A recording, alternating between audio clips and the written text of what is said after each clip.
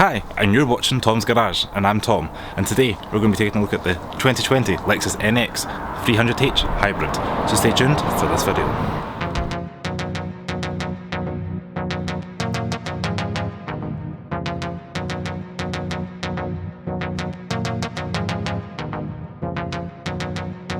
So as I mentioned, this is the Lexus NX and it's a compact crossover from Lexus, and it competes with things like the Audi Q5 and the Volvo XC60.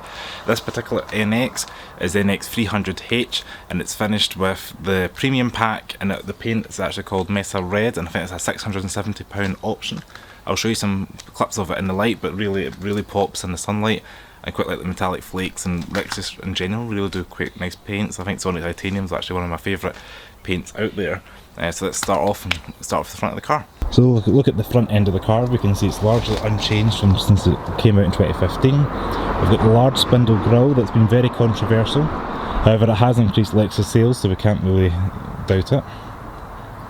This particular car's got the LED light bar just below, similar to the IS, so it's not wearing the latest Lexus design where it's got integrated a bit like the UX or the RC, etc. In this grille here you can get it with a mesh pattern if you upgrade to the F Sport trim, but this is the standard trim, as said, with the premium pack, and that's why it gives you a more mundane look. It depends if you want a softer look or a more aggressive look. So interestingly, all Lexus NXs now get 18-inch wheels, regardless if it's the base spec or the F Sport. You just get slightly different designs as you move up the range, but you get a nice thick tyre, as you can see, and that means it's quite a comfortable ride. And I suggest, and we'll obviously get onto that when we get into the driving proportion. I quite like this plastic cladding around the side of the car. As you can see, it adds to the kind of 4x4 SUV appeal, but also means in later years you're not going to get all that rust kind of bubbling around the side, as it's going to be hidden by the plastic.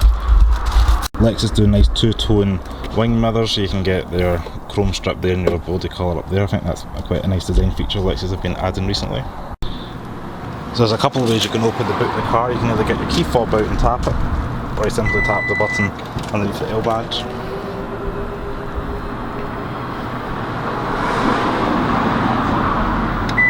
And it beeps again once it's done its thing. As you can see, you get a nice squared off shape, plenty of room for all your shopping or even a dog.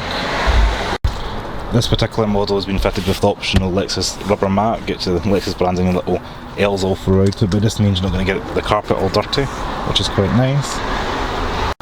And overall you get a very usable size, and although it's got the batteries in the back, I think it's not too bad the size for everyday life. It's not the biggest in class, but it's definitely not the smallest. And the tap of a button and the boot folds down, like so.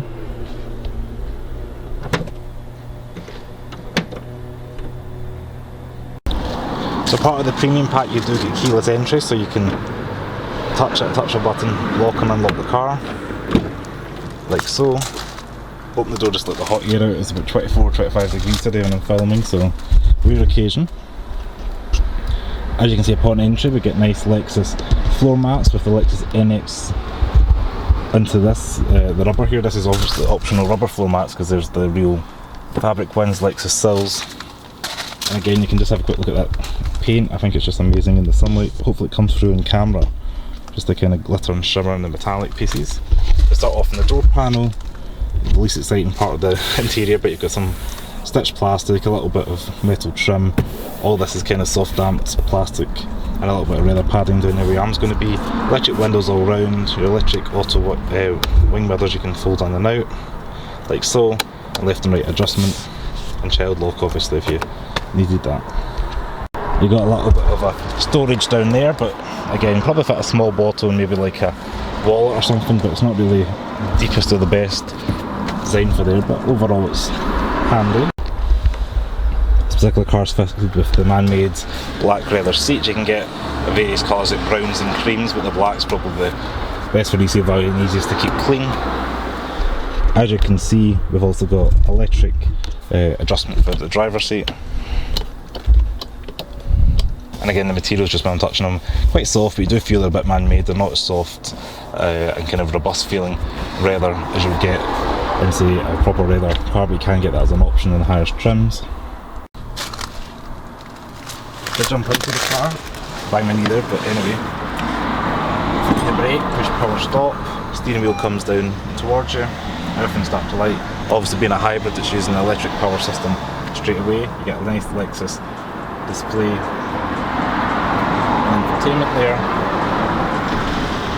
That's just the petrol engine kicking in, it'll circulate through. Right now we've got 2 bars full in the electric motor. I'll quickly show you guys the interior. Just a quick look what the interior looks like when you're inside the car. I've always liked how Lexus have almost had like a shelf design. They're very different for the dashboard design. This is nice and padded and soft, and you can see it's kind of stitched, kind of like some sort of vinyl. Very similar to what's on the seats actually. You've got this kind of very stylish raked out, love it or hate it, infotainment screen area stroke centre console. The reason they've done that, I think, is all for ergonomics. Lexus have been really good for ergonomics from the CT and even the IS over there. And yeah, everything sits at hand. You can touch of a button, go through your air climate. I'm going to keep that as low as possible, but like the fact it's kind of knurled. Fan speed, up or down like so. Direction of airflow if you want it in your face and your feet in the windows, etc. Day like today, I think I want to put my feet in the towards me. Their vents are kind of different there to the side. You can see they're kind of more rectangular and maybe a bit more squared off, a funky design at the side. In the centre they're kind of a bit more boring and standard, but easy to use. Turn off, a bit of direction. Please note you get a blue button because it's a hybrid. I've got to show you that when I started it off. Normal Lexus, if it's not, we'll just have a grey one or a black one depending on generation. Down here we've got a little shelf that I've never worked out what that's for. We've got a CD player here. Power knob for the volume.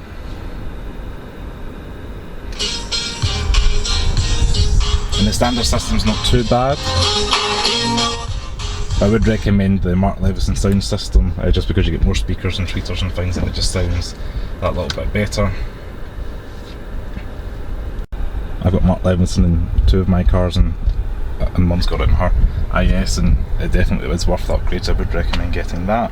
Down here you've got your driver mode, so you can eco mode, leave it normal, or if you switch to power you get the traditional tachometer, and if you're in the States you would get the NX 300, which is a 2 litre petrol, and you get that automatically. You wouldn't get this charge eco and power mode. As you can see, the top there tells you it's in blue and it's in eco. Apologies for the hazing, it's just the temperature. They're saying 32 degrees, which is pretty hot. I know we're getting a lot of glare, but the gauges are quite easy to read. You've got your temperature gauge on the left for the engine temp even, tachometer stroke charge power there. Centre here, you can cycle through the LCD display, gives you your speed. There's your MPG 38.3, sat nav, radio stations, lane departure warning, all this excitement. The right hand side you've got top speed of 160 or 260 kilometres, a bit ambitious, probably would expect this about 120 odd. Fuel gauge on the right, probably will need fuel. Only picked this car up this morning. And overall not too bad. I quite like the shape of the steering wheel. Lexus do this quite well. It's kind of like brushed or satin kind of metal finish throughout the car. I quite like it. I've not really seen it in many other cars, but it's better than black gloss. You do get little plastic paddle shifters if you want to go through it, but again, this kind of car is just put and drive and go. You're not really going to be doing anything exciting with it. No canyon carving or B-road bashing, as they would say. So power goes through the CVT gearbox here, which means continuously variable transmission. You can put it to the right for simulated sports mode, but really this type of car you're leaving it in D for drive and working your way through there. You pop into reverse, you get a backup camera. 360 cameras are optional. Here you've got your auto hold at touch of a button, and then you can have your repark and release, which is a nice change because the other Lexuses such as the CT and IS have a foot brake. Here we've got the Lexus touchpad. That's either a love it or hate it thing. I think it's the worst in the world if you push menu and cycle through. It's quite hard to use when you're in the drive, when you're driving, sorry, but once you're stationary and you can cycle through everything like so. Yeah, it's not too bad, but it's not the easiest to use in the world. And if you look here, if you've wondered what you're ever getting a NX, you get a little mirror, so that's kind of cool. You can do your makeup or your hair while you're driving, so it just sits in there. Underneath part of the premium pack we get this wireless charging, and then underneath that you get a little bit of storage, 2 USBs, auxiliary cable and a power outlet. Again, you can put an adapter in there for more USBs or something if you want to charge stuff. so that's quite good. With regards to cup holders, we've got plenty of them, we've got 2 of them here, we've got 2 in the back, so 4 passengers will be happy. We've got the Lexus branded water just to sink the Lexus through to you. Down here we've got a glove box, nice and deep lined with the fuzzy stuff, softly damped, and it's very good size considering the size of the car. And the steering position's pretty exact, so that's nice and centre. Everything's easy to expect. There's about calls volume on the left, right hand side your lane departure warning, the adaptive cruise control, etc. Set that on. Normal cruise control is a Lexus thing to have it down here. Push in and down to set or resume, back to cancel. Down here's your heated steering wheel, boot the lease, automatic lights and blank buttons to let you know you've got other options.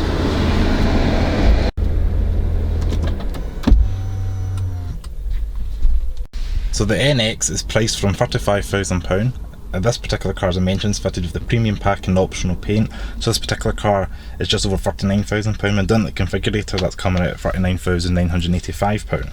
So the NX is just over 1.8 metres wide, 4.6 metres in length, and as I mentioned, it rivals cars such as the Audi Q5 and the Volvo XC60. So in the UK we only get the NX 300H. That means it uses a 2.5 litre 4-cylinder petrol engine combined with a battery pack. Power goes through the CVT gearbox, and the power output is about 197 brake horsepower, which means 0 to 60 is in 9.2 seconds, and that gets you about 38-39 miles to a gallon, which isn't too bad for considering the car's almost 2 tonnes. Interestingly, the NX models straddle the 30k luxury surcharge here in the UK, so that's that tax. Entry level models will only pay £140. A higher spec models such as the Takumi that are over £40,000, the tax jumps up by £325 to a total of £465 per year. And interestingly also, the first year VAD tax based on the CO2 of 171 grams per kilometre for this car is £860. So the premium pack adds quite a lot of goodies actually. It's about £2,205 to be precise, but that adds things like the smart key entry, which is good. Heated steering wheel, so you also get the heated seats with heated steering wheels added. You get the power boot that we showed you. You get a big Lexus nav screen. We get illuminated door handles that will try and show you at night. We get privacy glass as well as LED fog lights with the cornering feature, so that's quite good, all rolled into one big package. I'll have a quick look in the back of the car. As you can see, there's seating for free. Obviously being a mid-sized crossover or a small to medium-sized crossover, would expect that. Again, high quality materials in the back, a couple of speakers, a very small door bin, which is a bit of a shame. This little cubby lined with the kind of fabric, almost like carpet-like material, leather padded armrest and electric window. We'll jump in. Sorry if you can hear the aircon blasting, but I'm already sweating. But anyway, jump into the back. You've got little air climate vents, the wind for each side of the back. It's nice. You've got a wee map pocket, like so. We've got a wee map pocket right there. Get a good view out, and being an SUV, you sit up quite high. You do get a little cut out in the C-pillar as well. Get an armrest here, some cup holders, and again you've got easy to tie down child seat points just there. And one good thing is you get a relatively flat floor, which means you can get free abreast and no bother. And the headroom isn't too bad, plenty of headroom, 5'11" for reference. Headroom again, it's not too bad. You can actually pull this lever at the side and recline the seat a little bit. So if you wanted to sit back and sacrifice some boot space, you can definitely do that for your new passengers. As you can see there, that's an upright position and that's it low down. So not too bad back here. I'll give you a quick look at the cabin while we're here. Probably going to get a little wind noise through the camera, but I'll show you guys. And the headlining isn't that bad. It definitely feels more Toyota based than Lexus based, sadly, because the IS is so soft and the RX is very soft, whereas this feels like the CT. And I know this is a RAV4 base and the CT is Prius based, but yeah, this feels very Toyota based. For the headlining, it's very scratchy and it's not very plush. The entry and exit's nice and easy, being an SUV. One step down and you're out. Also quite like the fact, because the door sills go below the frame of the car, means you're not going to get your legs dirty getting in and out of the car. So hopefully you guys enjoyed this video from Tom's Garage for the Lexus NX. If you like this video, please give it a thumbs up. Subscribe to Tom's Garage below, as I appreciate any video subscription. If you've got any questions on the NX, please comment below and I'll try and answer them. And I'll see you next video. Stay safe and thanks for watching. Ciao.